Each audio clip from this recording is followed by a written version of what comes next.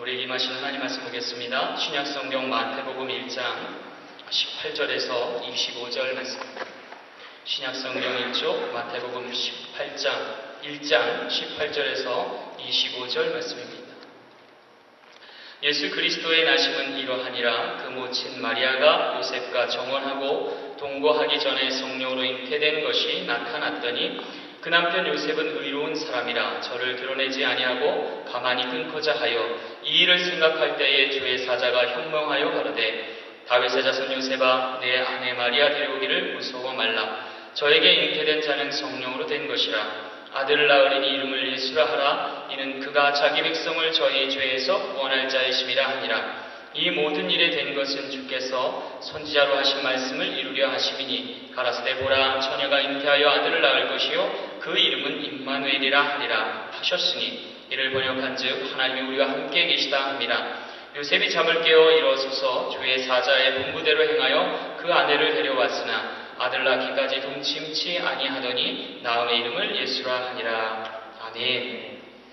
우리 옆에 분들과 인사 나누겠습니다. 당신은 하나님의 거룩한 백성입니다. 당신은 하나님의 거룩한 자녀입니다. 네, 앉아서 함께 말씀 듣겠습니다.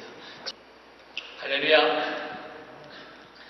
얼굴장, 몸장, 공부장, 집안장 모두가 부러워하는 소녀가 있었습니다. 그녀의 이름은 제니였습니다. 제니 앞에 한 남학생이 전학을 왔습니다. 그 남학생을 보자마자 그녀는 첫눈에 반하고 말았습니다. 그 남학생의 이름은 준호였습니다. 그 역시 제니에게 사랑을 느끼고 커플이 되어서 그들만의 깜찍한 사랑을 나누게 되었습니다.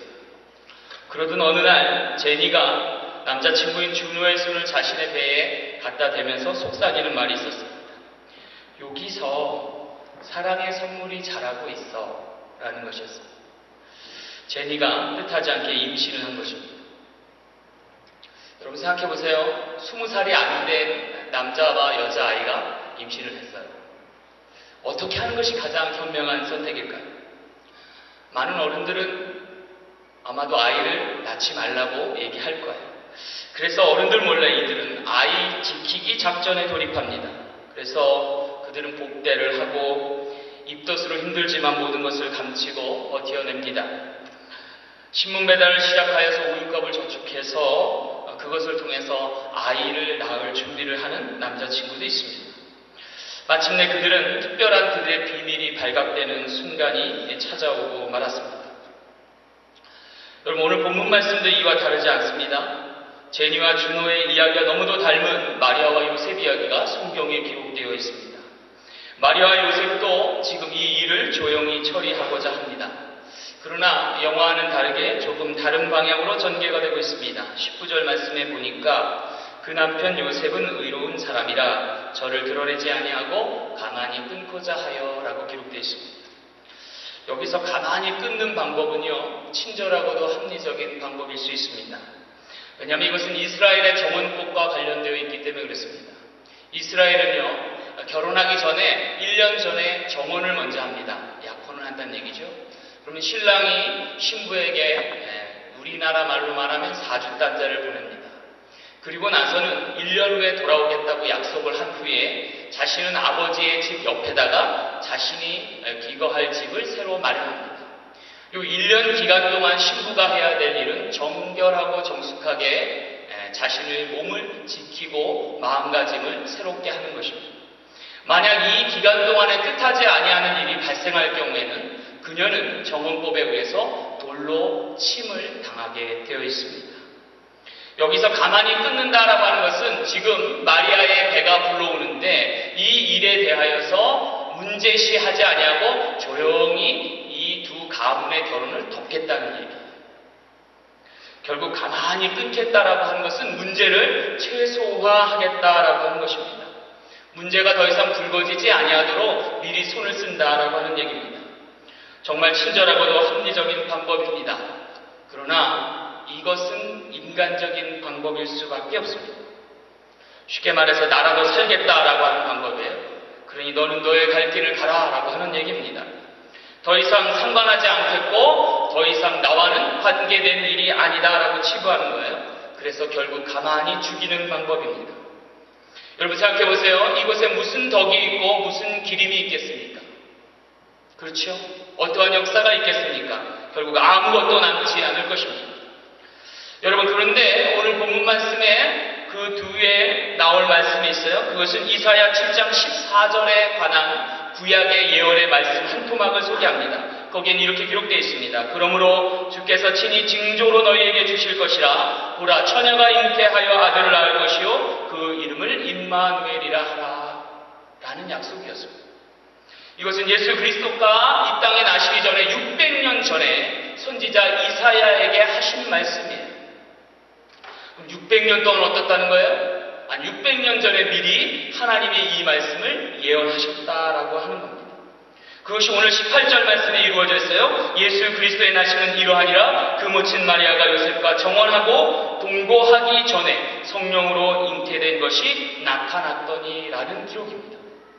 여러분, 600년 전의 예언이 600년 후의 현실로 드러나는 것을 볼 수가 있습니다. 요셉과의 정원 그리고 이어지는 동거 이전에 성령께서 이미 이 모든 것을 역사하실 것을 계획하고 준비하셨다라고 합니다. 말도 되지 아니하고 얼토당토 아니한 이 사건이 이미 예언된 사건이었다라고 하는 것입니다. 여러분, 우리가 기억해야 될 것이 있어요. 우리의 삶의 한 자락도 하나님의 계획하심이 이전에 있지 아니하면 있을 수 없다라고 하는 사실입니다. 그래서 우리가 이해 못하고 우리가 미처 파악지 못할 그 일조차도 하나님이 계획하셨다라고 하는 거예요. 우리의 인생 걸음이 이와 같습니다. 내가 택하고 내가 주관하고 내가 행하는 일을 갖지만 쉽게 말해서 나라도 살겠다라고 하는 방법이에요. 그러니 너는 너의 갈 길을 가라라고 하는 얘기입니다. 더 이상 상관하지 않겠고 더 이상 나와는 관계된 일이 아니다라고 치부하는 거예요. 그래서 결국 가만히 죽이는 방법입니다. 여러분 생각해 보세요. 이곳에 무슨 덕이 있고 무슨 기림이 있겠습니까? 그렇죠? 어떠한 역사가 있겠습니까? 결국 아무것도 남지 않을 것입니다. 여러분, 그런데 오늘 본문 말씀에 그 뒤에 나올 말씀이 있어요. 그것은 이사야 7장 14절에 관한 구약의 예언의 말씀 한 토막을 소개합니다. 거기엔 이렇게 기록되어 있습니다. 그러므로 주께서 친히 징조로 너희에게 주실 것이라. 보라, 처녀가 잉태하여 아들을 낳을 것이요 그 이름을 임마누엘이라 하라. 라는 약속이었습니다. 이것은 예수 그리스도가 이 땅에 나시기 전에 600년 전에 선지자 이사야에게 하신 말씀이에요. 그럼 600년 동안 어떻다는 거예요? 600년 전에 미리 하나님이 이 말씀을 예언하셨다라고 하는 겁니다. 그것이 오늘 18절 말씀에 이루어져 있어요. 예수 그리스도의 나심은 이러하니라. 그 모친 마리아가 요셉과 정원하고 동거하기 전에 성령으로 잉태된 것이 나타났더니라는 기록입니다. 여러분, 600년 전의 예언이 600년 후의 현실로 드러나는 것을 볼 수가 있습니다. 요셉과의 정원 그리고 이어지는 동거 이전에 성령께서 이미 이 모든 것을 역사하실 것을 계획하고 준비하셨다라고 합니다. 말도 되지 아니하고 얼토당토 아니한 이 사건이 이미 예언된 사건이었다라고 하는 것입니다. 여러분, 우리가 기억해야 될 것이 있어요. 우리의 삶의 한 자락도 하나님의 계획하심이 이전에 있지 아니하면 있을 수 없다라고 하는 사실입니다. 그래서 우리가 이해 못하고 우리가 미처 파악지 못할 그 일조차도 하나님이 계획하셨다라고 하는 거예요.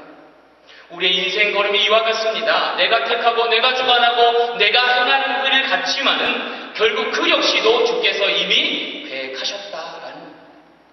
인간적인 걸음으로 인해 우리가 모르고 지나갈 수 있고 또는 묻혀 지나가는 듯 싶지만 결국은 주의 뜻대로 모든 역사가 진행된다라고 하는 것입니다. 그래서 우리는 깨달아야 합니다. 그것은 우리 삶의 모든 밑바탕, 베이스가 하나님에 의해서 계획되었다라는 것입니다. 내가 실수하는 그것도, 내가 잘못하는 그것도, 내가 범죄하는 그것도 나의 잘못으로 기인된 것이지만 주의 언약 속에서 새롭게 바꿔가실 역사의 순간이 된다라는 것. 중요한 것은 우리가 믿음으로 이것을 바라볼 수 있어야 된다는 것입니다. 그럴 때 우리의 삶은 신앙이 되고 우리의 삶에는 열매가 맺혀진다라는 것입니다. 얼마 전에 한 유명 배우가 결혼을 선언했어요. 결혼을 선언하면서 그들이 아이의 뱃속에 있는 것을 감추지 아니하고 드러내놓고 말하는 것을 볼 수가 있었어요.